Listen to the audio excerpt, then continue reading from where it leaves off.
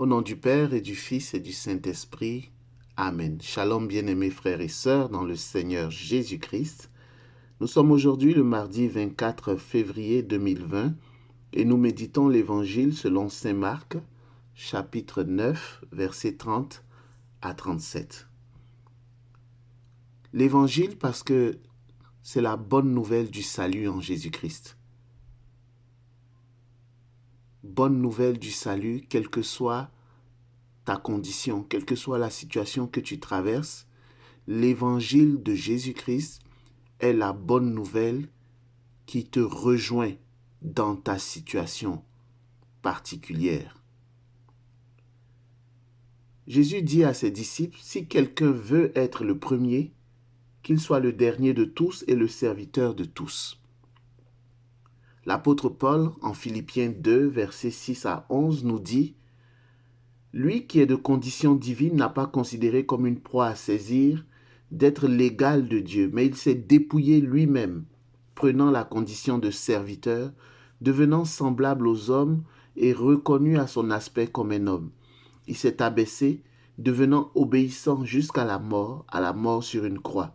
C'est pourquoi Dieu l'a souverainement élevé et lui a conféré le nom qui est au-dessus de tout nom, afin qu'au nom de Jésus, tout genou fléchisse dans les cieux, sur la terre et sous la terre, et que toute langue confesse que le Seigneur, c'est Jésus-Christ à la gloire de Dieu le Père.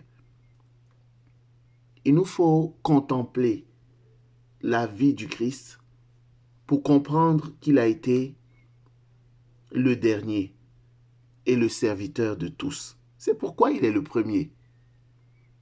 Il est le premier-né d'entre les morts, il est le Seigneur des seigneurs, le roi des rois. Mais pour avoir ce titre ou occuper cette place dans l'œuvre du salut, il a fallu qu'il soit le serviteur de tous, qu'il soit le dernier.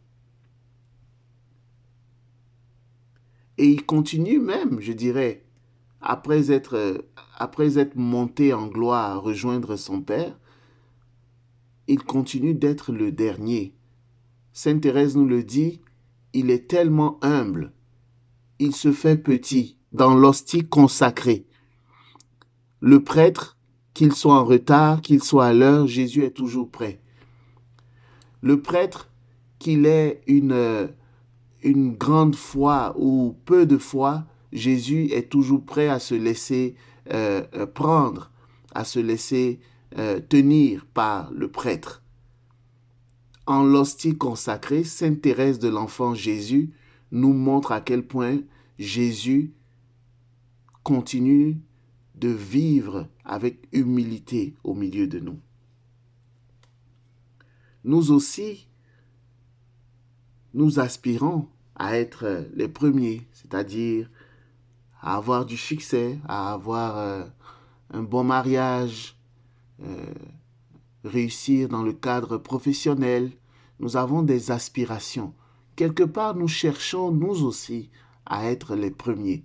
Eh bien, Jésus nous donne une voie, je dirais, royale pour être les premiers.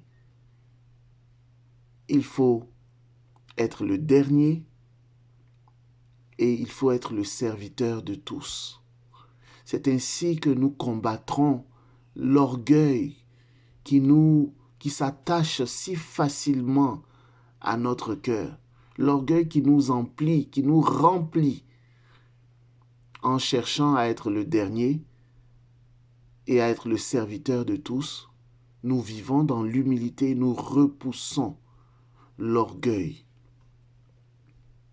Permettez-moi de terminer cette brève réflexion avec un bout de la prière du cardinal Méry Delval qu'il avait l'habitude de réciter chaque jour après la célébration de la Sainte Messe. Le cardinal Méry Delval avait l'habitude de dire les litanies de l'humilité. Les litanies de l'humilité. À la fin des litanies, il écrit « Prions. Mon Dieu, je ne suis que cendre et poussière. Réprimez les mouvements d'orgueil qui s'élèvent dans mon âme. Apprenez-moi à me mépriser moi-même, vous qui résistez aux superbes et qui donnez votre grâce aux humbles, par Jésus doux et humble de cœur. Ainsi soit-il. Que la paix du Seigneur soit avec vous.